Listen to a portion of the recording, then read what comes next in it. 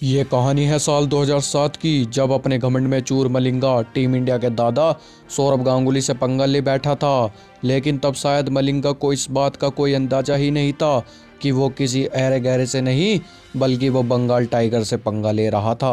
अब मलिंगा की ये गलती उस पर कितना भारी पड़ने वाली थी, मलिंगा के चेहरे पर उस खौफ का वीडियो हम आपको दिखाने वाले हैं। जब टीम इंडिया के दादा गांगुली ने मलिंगा पर प्रहार करना चालू किया था तो कांपने लगे थे मलिंगा के हाथ और दहशत में आ गए थे श्रीलंका के सारे गेंदबाज।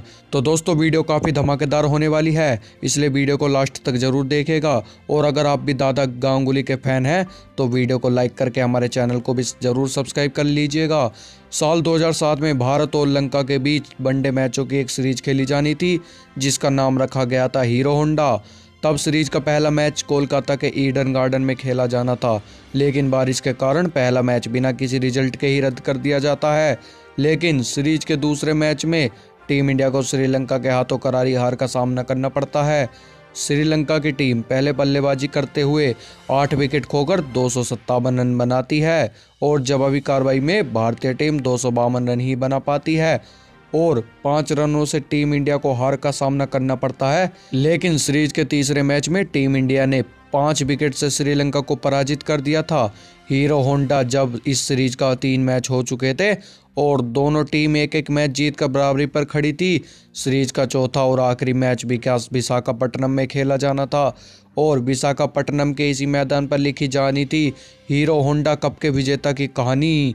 श्रीलंका की टीम अपनी पूरी ताकत के साथ फाइनल के इस मैच के लिए विशाखापट्टनम पहुंची थी और मारवन अटाप्टू, सनत जयसूर्या, महिला जयवर्धने, कुमार संगकारा, चमार सिल्वा, मलिंगा जैसी खतरनाक खिलाड़ियों से भरी श्रीलंका की टीम का घमंड अपने चरम पर था। वहीं राहुल द्रविड़ की कप्तानी में टीम इंडिया भी इस लंका के घमंड को तोड़कर उस पर कब्जा करने के लिए विशाखापट्टनम में दस्तक दे चुकी थी।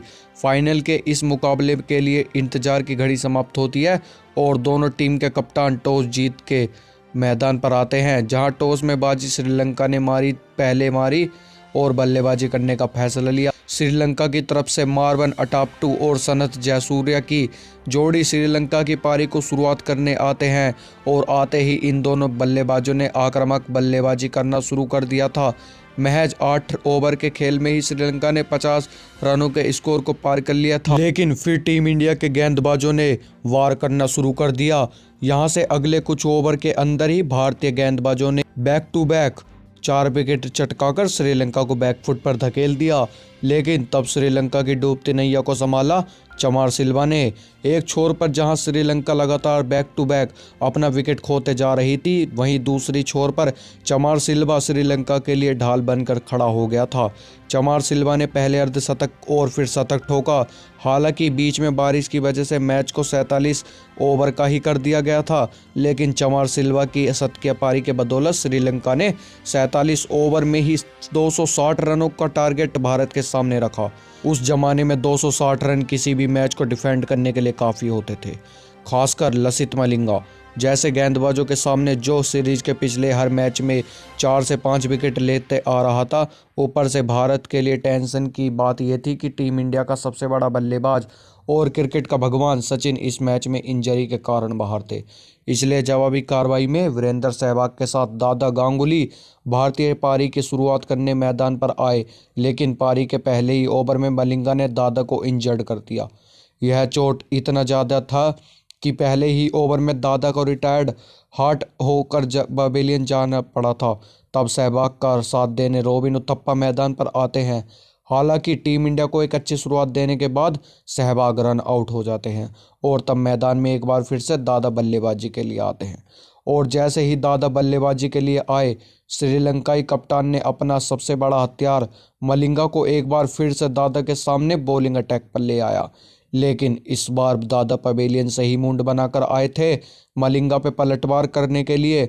मलिंगा की गेंद पर स्टेप आउट करके जब गांगुली ने बल्ला चलाना शुरू किया तो गेंद हवाई सैर करते हुए स्टैंड में जाकर गिरने लगी।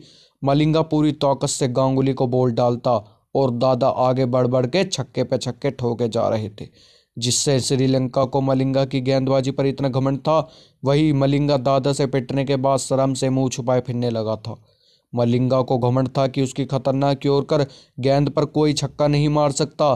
दादा ने आगे बढ़ के मलिंगा को इतने छक्के मारे जिन छक्कों की बारिश से ही मलिंगा का घमंड विलुप्त हो गया और टीम इंडिया के इस मैच को 7 विकेट से और 36 बॉल शेष रहते जीत ली। दादा के शानदार प्रदर्शन के कारण उन्हें सीरीज ऑफ प्लेयर भी चुना गया। तो बंगाल टाइगर दादा गांगुली ने इस शानदार पारी के लिए इस वीडियो पे एक लाइक तो जरूर बनता है। और अगर आप अभी तक हमारे चैनल पर नहीं हैं तो प्लीज़ चैनल को सब्सक्राइब कर लो, क्योंकि यहाँ क्रिकेट की एक से एक बढ़कर मनोरंजक कहानियाँ हम आपके लिए लगातार लेकर आते हैं।